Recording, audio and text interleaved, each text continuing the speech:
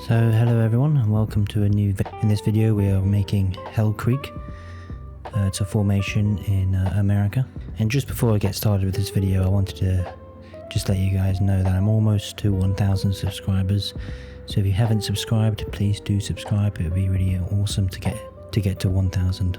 Now Hell Creek is quite a famous formation. There's a lot of famous dinosaurs in there, like Triceratops and T-Rex. So my idea with this is to create a realistic ecosystem. And I've seen these a lot online, they're quite popular. But I thought I'd do one about Hell Creek and really put a lot of time into it, you know, make it into a full series. And each episode will go through each dinosaur, the environment it liked, and then different terrain changes I might make along the way. And then by the end of it, we'll have a complete Hell Creek ecosystem, which I'll share to you guys with a share code so you can all have some fun and play with it on your own. So in this video, I'm just making the lake and also explaining how the ecosystem is going to function. So in the next video, I'll do some of the terrain and then we can get into adding some dinosaurs to it. It's quite a large map. I'm doing a full square map.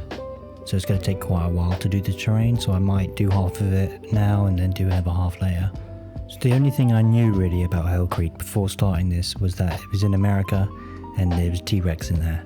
That's kind of all I really knew. It wasn't really something I was too familiar with, apart from I just knew there was a lot of cool dinosaurs there. So it's been quite cool looking up about it and researching it. So Hell Creek was actually quite a large area. I always thought it was just one small area, but it's really big. But most of the fossils come from one specific site in that area, and that's where we're going to be focusing on today. So I thought we could do this lake here, and then add the rivers coming off of it. Those could be like the wetland areas, and yeah, I think it's going to look really cool once it's finished. Now, unfortunately, you can't actually build up quite as high as I'd like. So it's going to be a kind of scaled down version. We can't really make giant mountains in the game, unfortunately. There is a height limit, but yeah, it'll still look pretty cool, I think.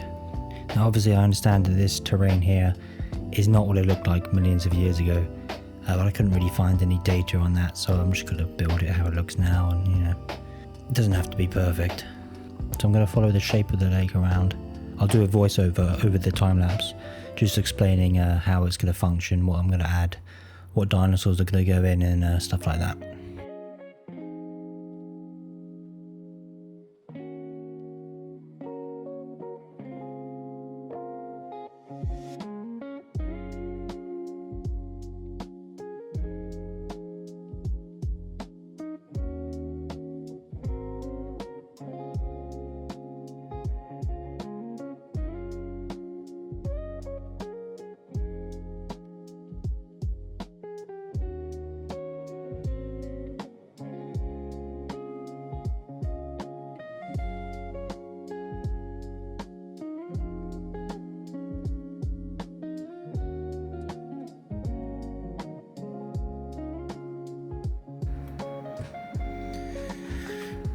Okay, so I've got the basic shape here. This is just very rough. We're gonna have like rivers going down here, a river going down there. This is gonna be all water. Some of it's gonna be deep.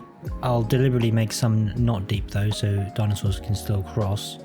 Otherwise, you know, they won't be able to get from one side to another. This will be water here, river here, and there'll all be valleys and stuff in between here. So what I'm going to do now is I'm just going to go through the entire length of this, constantly check on the image and recreate it kind of as best as I can, including the rivers and stuff. I won't be touching the terrain at the moment. I won't be doing any height changing or building cliffs. I'll just be focusing on the shape of the lake. Okay, so while I'm time-lapsing me making the terrain, I thought I'd talk a little bit about what the series is going to be, how it's going to work, and what sort of dinosaurs we're going to have. So it's going to be a full ecosystem.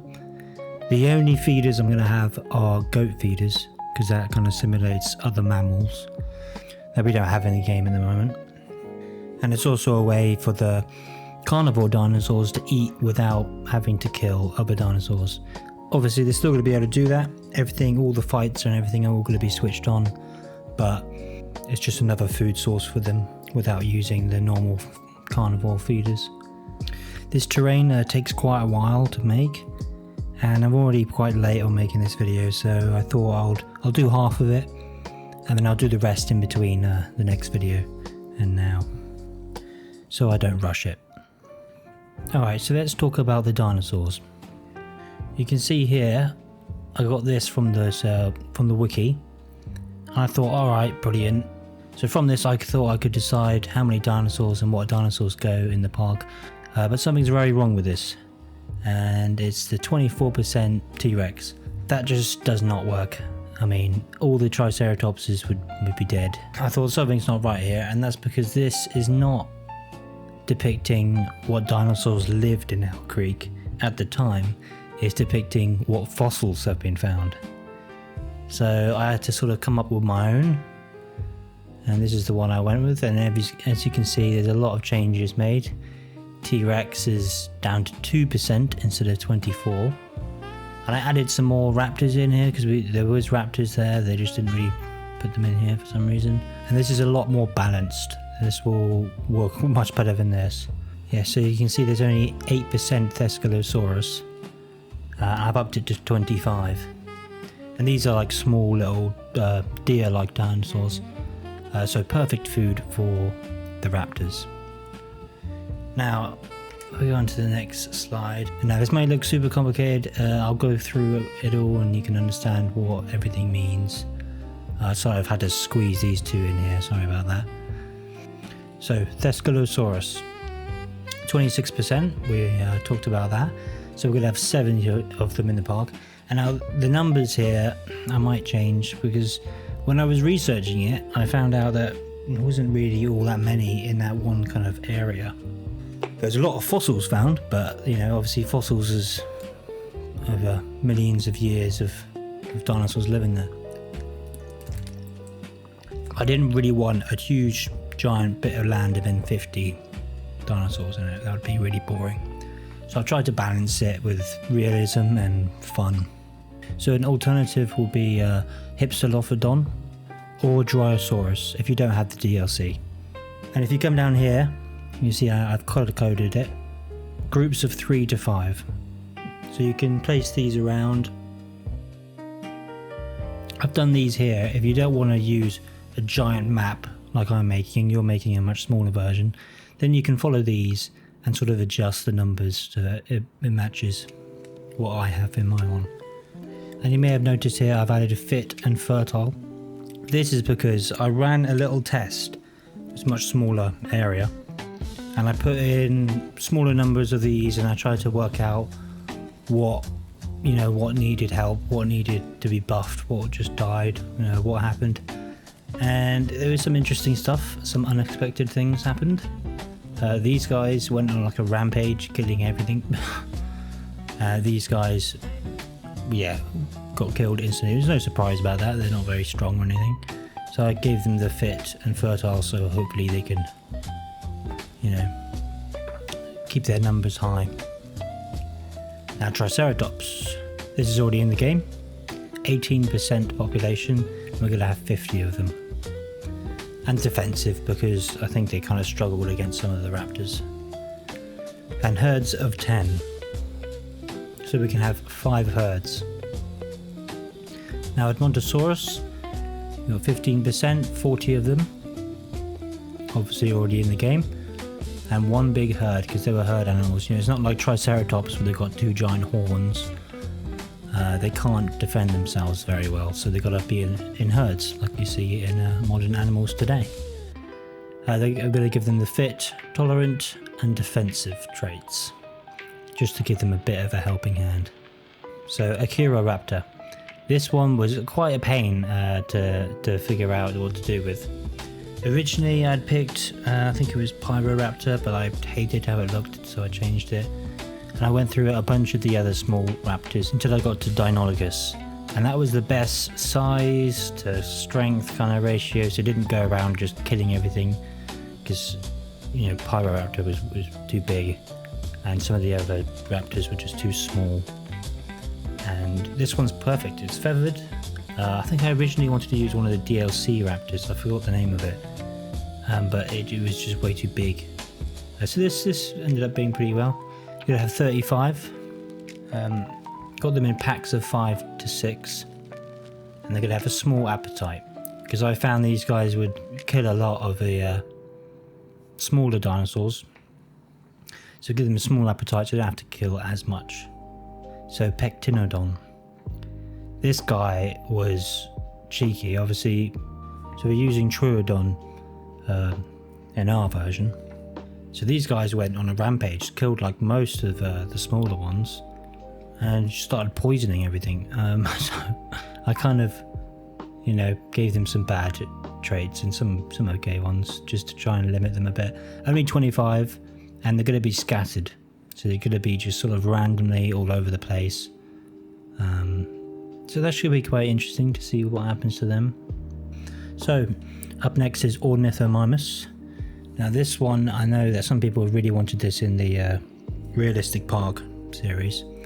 So it's nice that it sort of gets to be shown here, and obviously I'll do a video on it with its sort of area it lives in.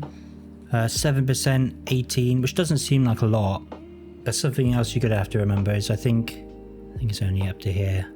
I'm gonna have, and also if I put them in and it looks like there's just way too little of them, then I'll up them.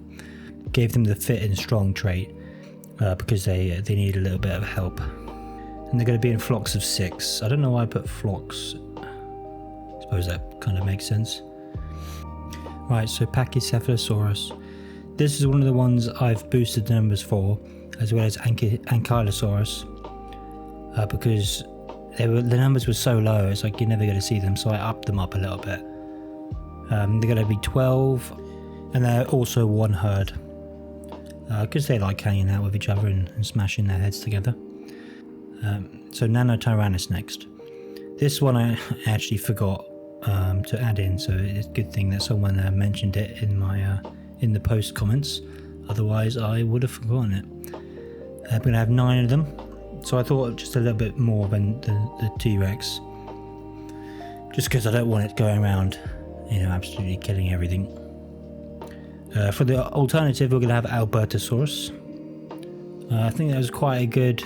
I think it's a little bit too big. If I was running a modded world, I could just scale down a T-Rex, but obviously we're not using mods in this one. Let me know if that's something you would want to see as a modded series. I know some people have mentioned it. I don't think there's enough mods for me to really do much with it, but I suppose I could, you know, if that's something you guys want, let me know. They're going to be in groups of 3. So Ankylosaurus. We're going to have 8, intolerant, defensive, strong, just because they struggled with some of the raptors, I think. And they're going to be in pairs. So I think you'll see a couple of these. I want this map to be, it's big, but I want you to go through it in a car or on foot and spot dinosaurs and be like, well, wow, that's like a rare sight. I mean, some of this, right, Quetzalcoatlus, there's only 2. They're not going to have any nesting. So there's going to be 2 in the whole box. If you see one, it's like, oh yeah, that's a rare sight. So that's kind of what I'm going for. But again, if it's like you're just never going to see them, then I'll up the numbers. So T-Rex, the big one. Only 2%, there's only 6. I might increase it, I might not. Put them in pairs because it seems like kind of what it would be like, wouldn't it? I might give them nests, I might not. It honestly depends what it looks like by the end of it. So, Dakotaraptor. I've essentially just given it a Utahraptor. I want it to be the biggest raptor, significantly bigger than Deinonychus that we're using. Only going to be 6. Thirsty, I'm giving them a bunch of stuff, fit, so they're really strong. Don't need to eat much, but they are thirsty, because my idea is, you know, they're a smart animal. They need to drink their water. And they're going to be alone. I wanted to put them sort of in the forest areas, and you know, if a dinosaur wanders a bit too closely, and they get eaten. That's sort of my idea with it. And then Quetzalcoatlus. Just going to be 2. Now these are going to be like a really rare animal. So why are we restricting these numbers? Well, it's just realistic, okay? I've watched other ecosystems before, I quite enjoyed them, but the kind of biggest problem I had with them is they just put too many dinosaurs in. And I get it, I've done that in some of my enclosures, I've just put too many dinosaurs in. You just need to limit yourself, be realistic, or else it all just turns to chaos. Alright, we're coming up to the end of the video now.